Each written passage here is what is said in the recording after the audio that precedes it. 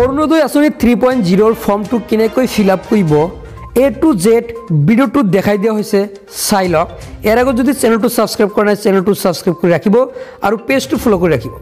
ইয়াতে সব প্ৰথম আপুনি পাসপোৰ্ট সাইজৰ ফটো যেটো বক্স দেখিবলৈ পাইছে ইয়াতে ফটো লগাই দিব তাৰ পিছত ৰেশন কাৰ্ড নাম্বাৰ দিব লাগিব ডিস্ট্ৰিক্টৰ নাম দিব তাৰ পিছত আপোনাৰ সমষ্টিৰ নাম LSCৰ নাম আপুনি লিখিব লাগিব এতিয়া সব প্ৰথম এপ্লিকেন্ট ডিটেইলছ দিব লাগিব এপ্লিকেন্ট ফাৰ্স্ট নেম ইয়াতে লিখিব লাগিব যিজনৰ বাবে ৰেশন কাৰ্ড যাৰ নামত আছে অৰ্থাৎ যিজনে অৰুণোদয় আঁচনিৰ বাবে আবেদন কৰিব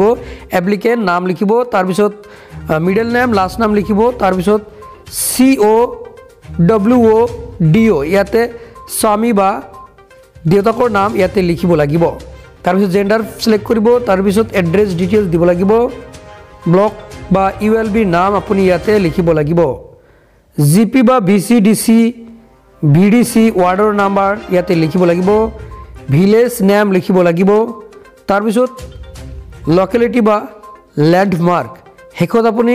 ল্যান্ডমাৰ্ক দিব লাগিব আপোনাৰ ওচৰত যিকোনো মন্দিৰ বা মছজিদ থাকিলে দিব লাগিব তাৰ পিছত মোবাইল নাম্বাৰ বহুৱাই দিব লাগিব তাৰ পিছত পিন নাম্বাৰ বহুৱাই দিব হাউস নাম্বাৰ ঘৰ নম্বৰ তাৰ পিছত পুলিশ ষ্টেচন লিখিব এটাটাকে আপোনালোকে যেটো বক্স আছে এটা বক্সত এটাকে লেটাৰ লিখিব তাৰ পিছত প্ৰিয়ৰিটি হাউসহোল্ডস ইয়াতে টিক মাৰ্ক দিব লাগিব উইডো চাওক S45+ বিধবা যদি মহিলা হৈ আছে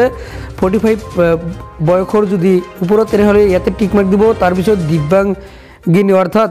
যদি শাৰীৰিকভাৱে অক্ষম আছে তেনে ক্ষেত্ৰত টিক মাৰ্ক দিব লাগিব তাৰ পিছত যদি বিবাহ হোৱা নাই যদি 45 বছৰৰ ওপৰত হৈ আছে তেনে ক্ষেত্ৰত আনমেৰিড ওমেন S45+ টিক মাৰ্ক দিব লাগিব যদি বিবাহ বিচ্ছেদ হৈ থাকে ডিভোৰ্স হৈ থাকে তেনে ক্ষেত্ৰত S45+ তাতে টিক মাৰ্ক দিব লাগিব সো এনেকৈ আৰু যদি AY কাৰ্ড আছে তেনে ক্ষেত্ৰত টিক মাৰ্ক দিব লাগিব তাৰ পিছত bank account details of the applicant ইয়াতে বেংকৰ ডিটেইলছ দিব লাগিব বেংক একাউন্ট নাম্বাৰ দিব প্ৰথম বেংকৰ নাম দিব লাগিব তাৰ পিছত বেংক ব্ৰাঞ্চ নাম আপোনাৰ বেংকটো কোনটো ব্ৰাঞ্চৰ নাম লিখিব তাৰ পিছত IFSC কোড দিব তাৰ পিছত বেংকৰ পাসবুক ইয়াতে ESO টিক এটাচ দিব লাগিব অৰ্থাৎ আপুনি আপোনাৰ বেংকৰ পাসবুকখন কাটি দিব লাগিব তাৰ পিছত কনসেন্ট ফৰ্ম ইয়াতে আপুনি ration my EPIC number is ration অৰ্থাৎ আপোনাৰ ভোটাৰ ID নাম্বাৰ দিব লাগিব তাৰ পিছত সেলফ ডিক্লাৰেশন দি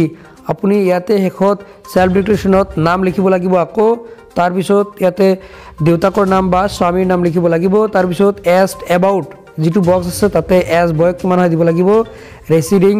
ইয়াতে ভিলেজৰ নাম পোষ্ট নাম দিব লাগিব তাৰ পিছত ৰেশন কাৰ্ড নাম্বাৰ কি হয় দিব লাগিব সো এনেকৈ এই ফৰ্মটো সম্পূৰ্ণকৈ শুদ্ধকৈ ফিল আপ কৰি জমা দিলে লাভ কৰিব এই প্ৰত্যেক মাহতে 1250 টকাকৈ সো আজি এইটো আছিল আপোনালোকৰ বাবে দিবলগীয়া আপডেট